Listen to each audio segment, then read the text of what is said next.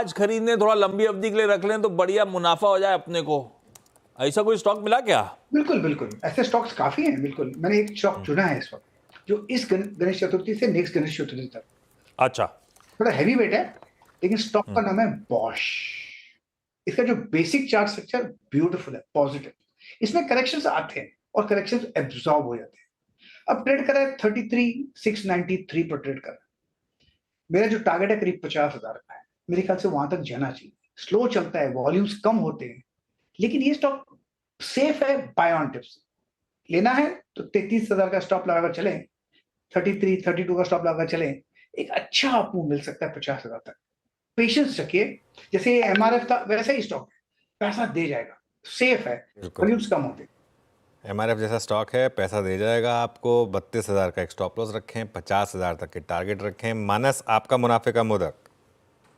तो देखिए अनुज जी, इन्फोसिस इन्फी पे खरीदारी करने की राय रहेगी। पैटर्न बहुत क्लियर है, चार्ट्स पे हाई टॉप हायर बॉटम का ट्रेंड है। इंपॉर्टेंट ये है कि स्टॉक ने अपने 2022 के हाईज को भी ब्रीच कर दिया, उसके ऊपर निकला है। मेरे ख्याल से हर करेक्शन पे खरीदारी करनी है।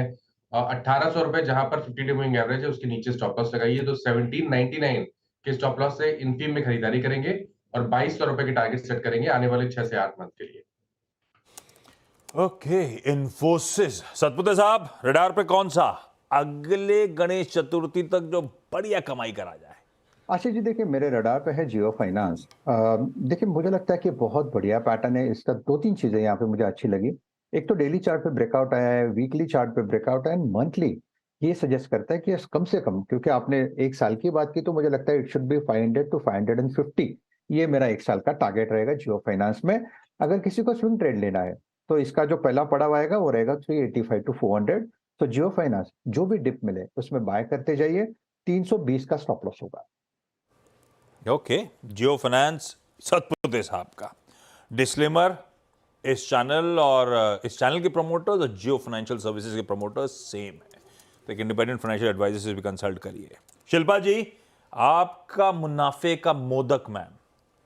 जी आशीष जी, मुझे यहाँ पे डाबर अच्छा लग रहा है। डाबर अच्छे बेस में है, यहाँ पे 650 के अराउंड स्टॉक ट्रेड कर रहा है।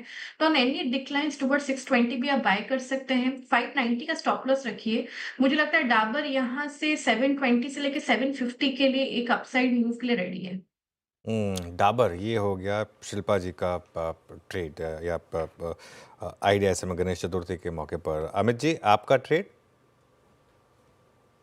अनुज जी, मुझे कोफोर्ज का स्ट्रक्चर काफी पॉजिटिव लग रहा है लॉन्ग टर्म के लिए। यहाँ पे कई दिनों बाद एक अच्छा स्ट्रक्चर अनफोल्ड हो रहा है, हाई लोस का। और जिस हिसाब से वीकली और मंथली चार्ट प्लेस्ड है, मुझे लगता है यहाँ पे 7,200 तक के टारगेट्स आ सकते हैं। स्टॉप लॉस हम लगभग रखेंगे 6,200 रुपए का। अमित जी इतनी तेज नहीं बोल रहे थे, वो फ्रीक्वेंसी मिसमैच हो रही थी, बाद में ठीक हो गया। अमित जी आप बोल रहे थे, ऐसा लग रहा था इतनी जल्दी जल्दी बोल रहे हो, कैसे बोल पा रहे हो, पर वो फ्रीक्वेंसी जरा सा फ्लक्चुएट हो रही थी। कोलकाता दूर है ना मुंबई से, एक इधर एक उधर। खैर, सावंत साहब, आपका प्रेफर्ड पिक सर, लंबी अवधि वाला?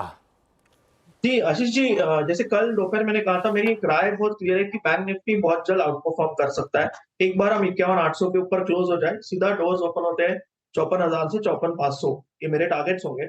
और मुझे लग रहा है यहाँ पे along with private banks, PSU banking में भी एक अच्छी मूव आ सकती है। यहाँ पे सबसे लोएस्ट रिस्क पे मुझे नजर आ रहा है बैंक ऑफ बड़ौदा, जो करीबन 240-45 के बीच ट्रेड कर रहा है। मैं यहाँ पे एक छोटा स्टॉप लॉस करीबन 234 के नीचे स्पॉट क्लोजिंग बेसिस के हिसाब से एक्यूमुलेशन की राय दूंगा। और मुझे लग रहा है कि आप पहला टारगेट एक रेजिस्टेंस के हिसाब से 270 रखें, बट ओवरऑल मुझे लग रहा है कि ये 300-310 के लेवल भी इफेक्टिवली दिखा सकता है। रिस्क रिवॉर्ड काफी अच्छा है, तो ये एक पोजिशनल अप्रोच रख के आप बैंक ऑफ बड़ौदा में लॉन्ग जा सकते हैं। ओके, बैंक ऑफ बड़ौदा, ये हो गई प्रशांत जी की पिक मुनाफे का मोदक में। पार्थिव, आपके रेडार पर कौन सा स्टॉक रहेगा?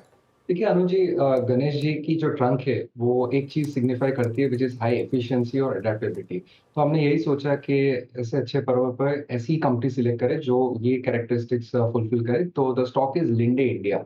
अगर लिंडे इंडिया का बिजनेस मॉडल देखें तो इंडस्ट्रियल गैसेस में it is one of the most efficient player in the listed space. More importantly I think अभी रिसेंटली जो न्यूज हुआ जिसमें उनकी जो एयर सेप्टर यूनिट की capacity in terms of tons per day वो 37% बढ़ के आज की तारीख में it's almost reach 13,000 tons per day.